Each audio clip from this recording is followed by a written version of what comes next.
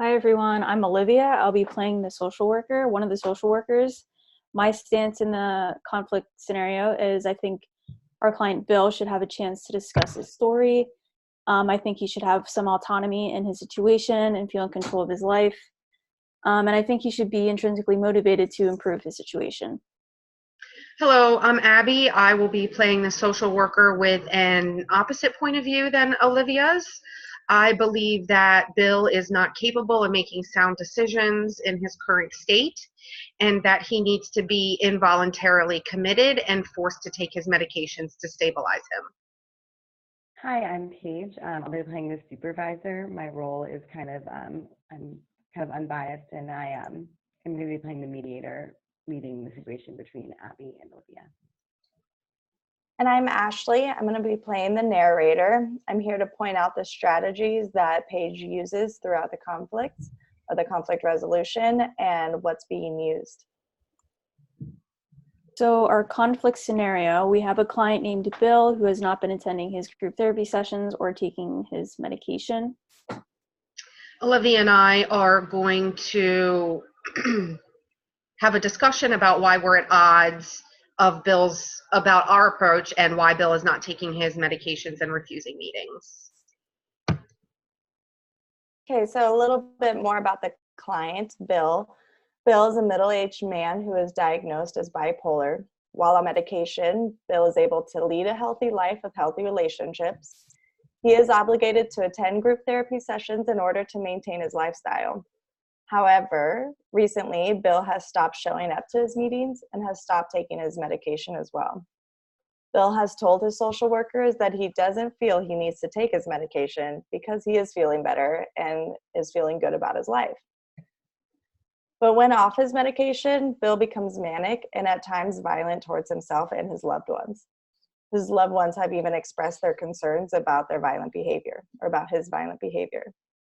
Olivia and Abby have been at odds on how to handle the situation and have called in Paige, a mediator, to help them come to a compromise. Paige will use nonviolent communication to help Abby and Olivia discuss their feelings and thoughts on the case. All right, so our first conflict resolution is going to be the nonviolent communication. Nonviolent communication is a way of using communication skills to help us express feelings with clarity and self-responsibility while listening to others' needs with empathy and compassion. It's used to facilitate mutually beneficial outcomes by helping participants express their needs and requests.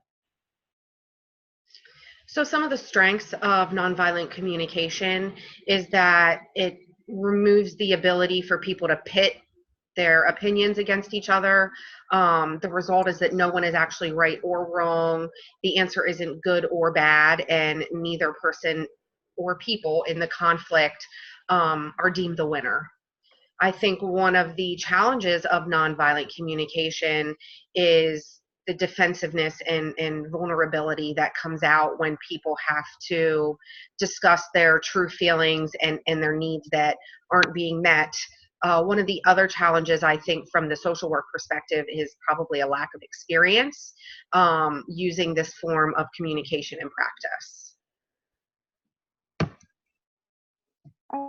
All right, so on to the role play. For the next few minutes, we will be using nonviolent communication in order to come to some sort of resolution for the conflict between Abby and Olivia. All right, so Abby and Olivia, I've been made aware that there's some issues going on about what the next step should be for Bill and his treatment plan. I understand that this issue has caused some hard feelings between the both of you. I know you guys are both committed and care deeply about what happens to Bill and want him to be successful within his goals. The goal of this meeting is to discuss our needs and find a way to collaborate. I really want us to focus on those needs, and we're not here to attack each other or to build a defense for our argument, but no one is right or wrong or good or bad, but I just want to focus on the situation at hand. So what Paige just did was front-loading the idea that the group is here to simply hear what needs are not being met, and this ensures a smoother transition when attempting to use this conflict resolution. stating the expectations of the group work, make sure that everyone is on the same page and understands the objective of the discussion. Olivia, I believe that Bill needs to be forced into treatment. He has become dangerous and unmanageable at home. He's pushed his mother, which is a major escalation for him. He ran out of the house after that, and no one saw him for 3 entire days. It is also a huge concern for me that he has been off his meds for too long and not been to a single group session. I do not understand how you don't agree with my course of action to involuntarily commit Bill. Well, I believe Bill needs to be given time to understand the full process of getting back on track on his own. We can't make him understand why it's so important for him to take care of himself. You don't seem to realize how delicate the situation is at this moment. We can't push Bill to do what's right for himself when he doesn't understand the collaborative helping process of the program. He still hasn't told us his side of the story. Hold on, wait a minute. I do agree that it's delicate, but you haven't shown me in any way that you're willing to discuss that this situation should be handled in a locked facility. At this point, the decision needs to be made for Bill. That is what is in his best interest, not offering him the time to devolve just so he can tell his story. The best thing right now is to help Bill understand the purpose of the program and each of our roles as we go through the helping process. If we continue to pressure him and control him, he may not want to seek help. I have discussed the situation with Bill's former social worker and Bill himself. He has mentioned situations where he felt out of control of his life because people would disregard his feelings about a program or a course of treatment. He felt frustrated and overwhelmed when his family or therapist pressured him into committing to a program. That was a completely different scenario, as Bill was taking his meds at that point in time. I realize that I'm being somewhat aggressive, but you are causing me to be frustrated with your unwillingness to see the dangerous situation that Bill is creating in this manic state. It's not that I don't understand that he deserves a chance to share his story. However, I do not believe that this is one of those times. I understand the danger present in this situation because I know Bill has been aggressive and unable to control his anger, according to reports from family members. I understand in his current state of mind, he may not realize what is most beneficial to him, which would be to take his medication and attend his group sessions. However, without having a meeting with Bill, I fear he will feel attacked and overwhelmed. I don't want him to become defensive. If he becomes defensive, he might shut down and refuse to communicate with us, which is the opposite of what we are trying to achieve. So I'm sensing a lot of frustration between the two of you, and that's leading to a bit of defensiveness. And I'd like us to maybe take a moment and try this from a different angle. I want you both to remember that the purpose of this conversation is not to make a case of right and wrong, but to explain your needs and find a way that your needs can both be met. Okay, so we are not here to attack each other or blame one another. We are here to attack the problem by actively listening in order to find a compromise. There are not any judgments of the other person's intentions. When Abby used the statement, "I do not understand how you don't agree with this because of course of action," she is attacking Olivia's beliefs and character. And this could easily lead to anger, defensiveness, or possibly feelings of guilt or shame. By rewording the statements and clarifying the feelings of both parties, the group can move into empathetic listening. Abby, I hear that you are feeling frustrated. Do you think you could maybe pinpoint for Olivia exactly what you are hearing from her that is leading to your frustration? Is there a need of yours that is not being met? Maybe you could try using the format of, "I am feeling blank when you blank because my need for blank is not being met." Okay, I can try that. Olivia, I feel frustrated and scared when I hear you say that Bill needs the opportunity to direct his own care when he is in the middle of a crisis, because my need to ensure Bill's health and safety is the strongest. I feel as though you are not thinking of Bill's best interest.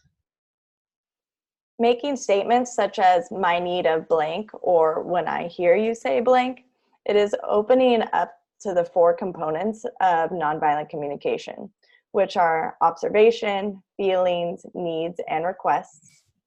The observations, feelings, and needs are being stated at this point in the conversation. Once those are clear, the request can be announced. Olivia, it sounds like you were frustrated when Abby says that Bill needs to be placed in a locked facility. Could you maybe explain what needs of yours that are not currently being met in this situation? Yeah. Abby, I feel frustrated when I hear you say you want to force Bill into a locked facility because my need for collaboration with Bill is not being met. I fear that placing him in a locked facility without first trying a more client-centered approach will negatively impact Bill's success. And again, we have not fully heard Bill's side of the story. Olivia, could you maybe highlight for Abby why it's important for you that you hear Bill's side of the story prior to making a decision? It is important to me because I would like Bill to want to be involved in his treatment so he feels respected and motivated to commit. I want him to trust us and understand our dedication to helping him improve. As I've mentioned, Bill has previously stated he becomes overwhelmed and frustrated when he feels like he doesn't have a say in his treatment. I would prefer to listen to Bill and show him we respect his viewpoint. Even if we don't fully agree with him, it would still be beneficial to have a conversation with him. Requesting is an important part of nonviolent communication. This is when transformation begins and problem solving can start to be discussed. Olivia is requesting that they meet with Bill before making any decisions because it's an important need of hers. I do agree Bill should be involved in his treatment and that he is respected. I am extremely concerned that Bill is not able to make a sound decision about his care at this time. His behaviors have become so erratic when he is not complying with his meds. However, I can admit that it is likely the best idea to attempt to collaborate with Bill in some way regarding the next steps. Do you both feel as though Abby's need for safety and Olivia's need for collaboration can be met within the same action? Do you guys feel as though we can discuss a clear plan of action that takes Bill's safety and Bill's autonomy into account? I do see that as important to you that we meet with Bill first. My concerns are great, but if I take a step back, I can see that we need to give Bill the chance to self-direct his care before we discuss the next steps. I would like to request that the meeting happens as soon as possible. Thank you. I believe it would be beneficial for all parties involved to understand the importance of Bill's safety, as well as hear what our client has to say. From there, we can take a plan of action. When Paige guided Abby and Olivia to using phrases that showed they both cared about Bill and his well-being, they were able to come to a mutual understanding. It is really important that while using nonviolent communication, both sides are feeling their are understanding their feelings and are using empathetic listening. Now we're going to move into a different conflict resolution. So our second conflict resolution is Common Ground. Common Ground is a group conflict resolution tool that allows groups with differing opinions or people with differing opinions to fully explain their points of view and actively listen to one another. So each member of a group will have a chance to fully discuss their viewpoint, as well as actively listen to the differing groups' viewpoints. For example, each member of Group A takes a turn to discuss their ideas and feelings about a topic without interruption. Each member of Group B paraphrases the views of one of the members of Group A throughout the exercise. Then Groups A and B flip-flop through the discussion of their opinions, so everyone gets a chance to explain their viewpoint and paraphrase the viewpoint of the member of the opposing group. There are many strengths to using Common Ground. This strategy allows for individuals to practice active listening. This is especially important for when there are contrasting opinions involved. Another benefit is that everyone involved has a chance to speak their mind about their viewpoint in the hopes that the rest of the group can understand where they're coming from. However, this strategy could also have some challenges. Some challenges that may arise are if the participants are not able to actively listen or are refusing to. It can be a struggle for people not to interrupt. Individuals may have a hard time reiterating what they heard without it being clouded by their own opinion. So now we are going to take the same client profile, Bill, along with the same conflict between Abby and Olivia. Paige has also been asked to mediate this meeting between the two social workers, but this time we're going to use the common ground strategy. So I'm aware that there's a serious issue about what the next steps are for Bill and his treatment plan, and that those have caused some issues between the two of you.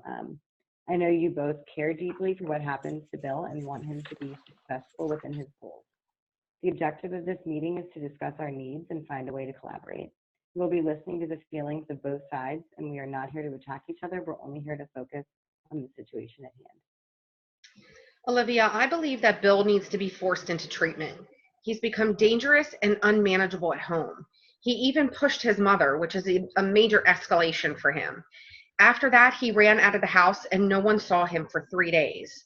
It is also a huge concern that he has been off his meds for so long and has not been to a single group session. I do not understand how you don't agree with the course of action to place Bill under an involuntary commitment. I believe Bill needs to be given time to understand the full process of getting back on track on his own. We can't make him understand why it's so important for him to take care of himself. You don't seem to realize how delicate the situation is at this moment. We can't push Bill to do what's right for himself when he doesn't understand the collaborative helping process of the program. He still hasn't told us his story in individual sessions. Hold on a second. I do agree it's delicate, but you have not shown me that you are willing to discuss that this situation will be best handled in a locked facility. At this point, the decision needs to be made for Bill. That's what is in his best interest, not offering him more time to devolve just so he can tell his story. The best thing right now is to help Bill understand the purpose of the program and each of our roles as we go through the helping process. If we continue to pressure him and control him, he may not want to seek help. I have discussed the situation with Bill's former social worker and Bill himself. He has mentioned situations where he felt out of control of his life because people would disregard his feelings about a program or course of treatment. He felt frustrated and overwhelmed when his family or therapist pressured him into committing to a program. Okay, this is the point when the conversation could get really out of hand. If it continues the way that it's going, defensiveness, aggression, or even withdrawal could be shown by either of the social workers. It's really important that as the mediator, Paige steps in and stops and discusses the expectations of the common ground process. So Abby and Olivia, I understand that this is a topic you both feel very passionate about, but it's really important that rather than building our defense and arguing with one another, that we really take the time to understand and listening to each other and each other's viewpoints. So we're going to try an exercise where I would like one of you to state your opposing viewpoint, and rather than responding with a rebuttal, I'd like the other one to respond by paraphrasing what they have just heard the other one say. That way we can really focus on listening to the other person's viewpoint and try and find a way that we can come to a common ground and understand what each is feeling in this situation. Are you guys both comfortable with this activity? Yes. Yeah. So Abigail, would you mind starting? So I believe that Bill is not of sound mind to make his decision about his health and safety at this time. Due to not taking his medication, his thoughts are erratic and he is cycling through manic episodes. On top of that, he's become aggressive with his mother and he disappeared for several days. Not to mention, Well, I think we should give Bill a chance to explain his story before we make any judgments. It isn't fair to make him do something when he might not fully understand the purpose for it. If he doesn't understand why he should take care of himself, it might be difficult to help him maintain safety when we are pressuring him and controlling his situation. Olivia, although that does sound like a very well thought out point, I'd really like you to keep in mind that your focus is to paraphrase and really fully understand where Abby is coming from. I'd love for you to further explain that when it's your turn to speak, but right now I'd like you to focus on what Abby's saying. I was saying that not to mention that he is also not attending any of his groups and he hasn't been for a little bit of time here. We have to step in and make this decision for him. If we don't take an aggressive approach, I feel that we will lose Bill. So, Abby, I heard you talk about your concerns about Bill's inability to make healthy decisions for himself, which may negatively affect himself and others due to him not taking his medications. I heard you express concerns about Bill's aggressions toward his family and his disregard for safety. You would prefer to make Bill's decision for him because you are worried he won't make a great decision for himself. You are worried we will lose Bill if we don't make a firm decision that will guarantee his safety. Abby, do you feel as though Olivia has fully understood your thoughts? I do. I think she summarized what I was trying to say. Okay, thank you. I appreciate you sharing with us. During this conversation, Paige reminded Olivia that it is important to listen to Abby's thoughts fully. Paige was empathetic and understanding by telling Olivia that her point is important, but it is not the time to share her thoughts yet. Promising Olivia that she will have the chance to be heard will make Olivia more comfortable to not interrupt and to take the chance to actively listen. Olivia, would you be willing to explain your viewpoint now? Sure.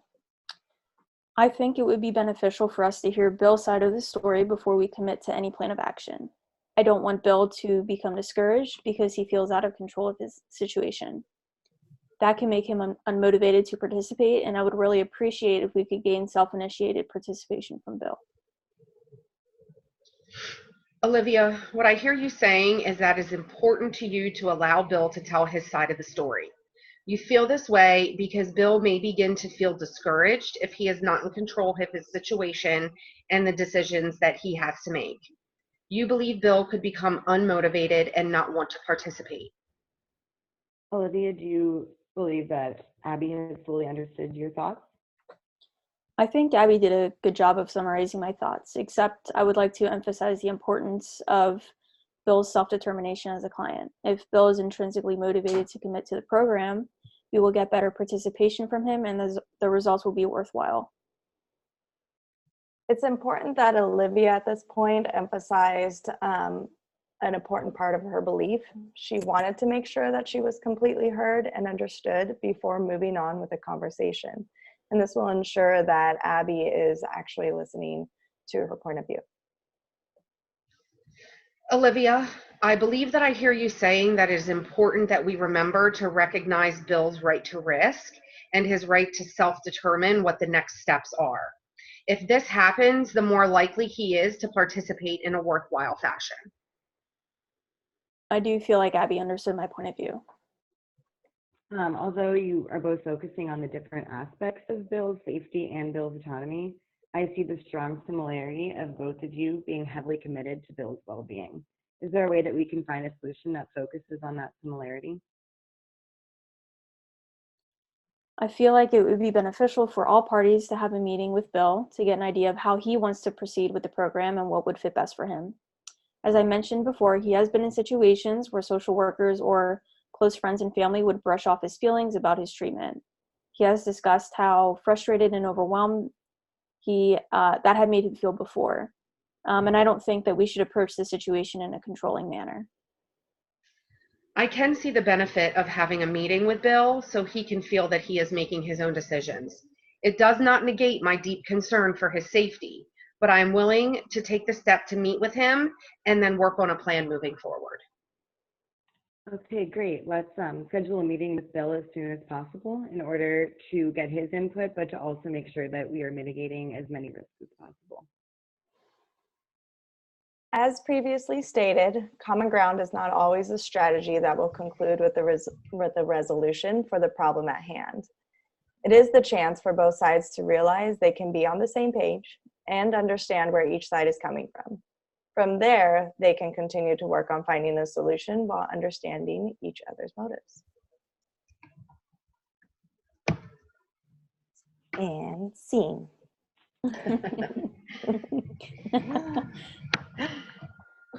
All right, what were some issues related to diversity and oppression? I think that Bill was definitely being oppressed by my character because my immediate response to his situation was that due to his mental illness, he didn't have the right to make his decisions or was just immediately thought to be unable to make his decisions because he wasn't necessarily following what I thought he should be doing to get well. So that was definitely oppressive.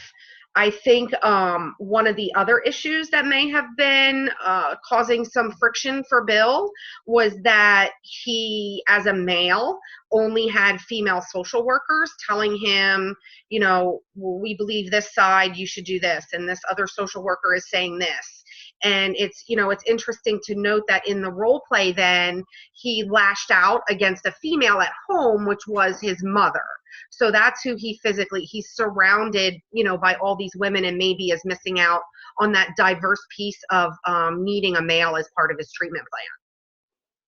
I completely agree. I do think it's kind of a fine line, though. I know, Abby, your character was a little bit of aggressive, but then there's also the possibility that if you're too, like, you know, loose with the plan of action, that he could end up being violent towards others as well.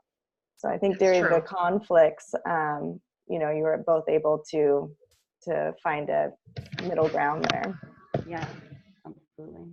I think it is important to note that he has been aggressive. You know, in the profile, he has been aggressive towards his mom, because she is a female, and we're all females. The social workers and the role player females.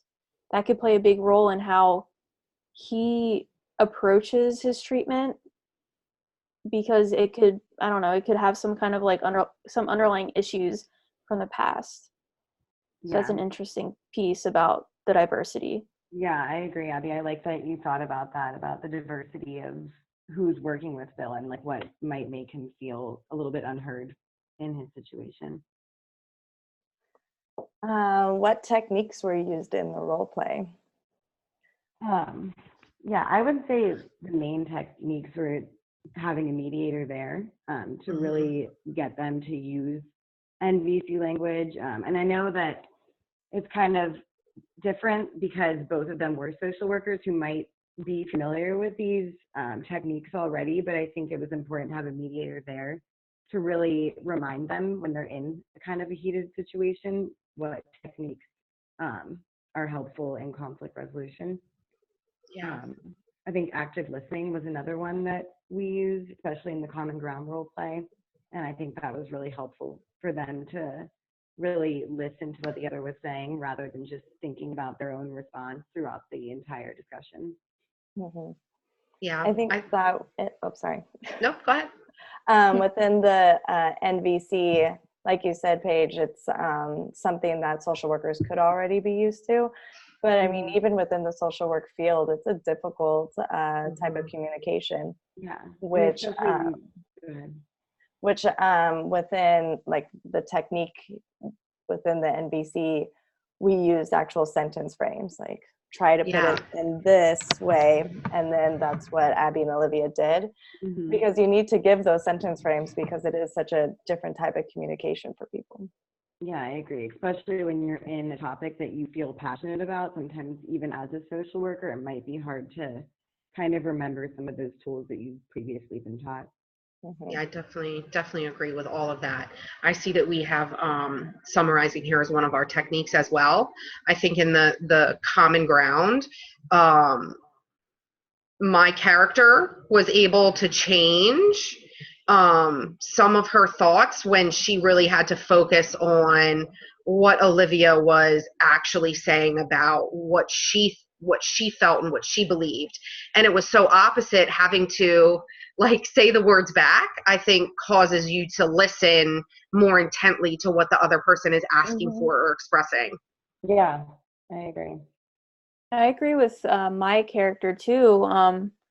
When we were talking about the aggressions, Abby, your role had brought up those aggressions, and I didn't think of my role. Didn't think about it until you had brought it up, and when I had to summarize, well, in my head, summarize or paraphrase in common ground, back to you what you had said, that I had realized, oh, you're right. Like Bill was aggressive, and we should really think about that and talk about that. Yeah, absolutely. I think that with all these techniques, there could definitely be the issue of people not willing to go through it, right? Yeah. Go with it. There could definitely be the issue of people still interrupting, still not willing to look at somebody else's point of view. Yeah, I totally agree with that. So, so ladies, what do you think for us as a group? What stage do you think we've reached throughout the course, and how do we know this? We obviously did the working stage because look at us now. That's true. Yeah, it's interesting because throughout all the process notes, I feel like each week I kind of had to reflect on this, and I kind of had difficulty just because whenever we were first talking about it, and through that reading, it just the chaos stage just didn't look as I would have expected. But I think we had talked about it before, Abby, how even though our group didn't have the normal chaos stage, we definitely had issues that we had to work through, a lot of ideas that we had to discuss, and everyone had different thoughts and opinions throughout, the progress of our project. And I feel like that was something that we all had to work through together. Yeah, I totally agree. I think when I was able to remove my thought process that the chaos stage had to be negative interactions, then I was able to see that we were doing work during that stage to, build our relationships closer to, community. I think in the beginning of it all, like on our very first meeting, it was definitely, the pseudo community where we're still like, hey, how is everybody? Yeah. But then within that same meeting, we let it be known that it's like, is anybody else nervous? And letting others know that, yeah, this is kind of causing some anxiety. And everyone just being really empathetic towards that made it comfortable. Yeah. I also think that our whole idea of using the shared document Yes, I love it. was really great in building our dynamics. Yeah, just because meeting once a week for 40 minutes is kind of hard to really get to know each other and get the work done. And I feel like having that was a great way to kind of communicate throughout the week and get to share our thoughts a little better and work towards being in the working stage.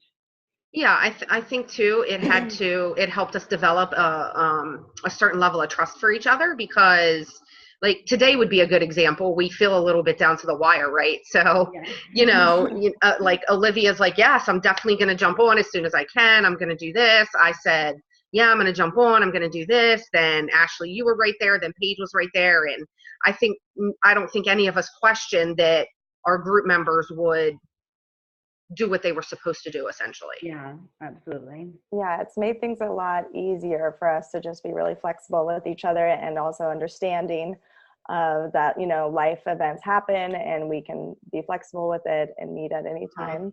It's been a great experience.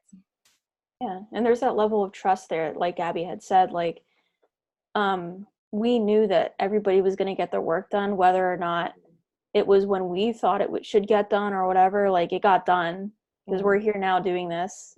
It got done, which is good. Yeah. I think we did So great. are we a community, ladies? I think so. I agree.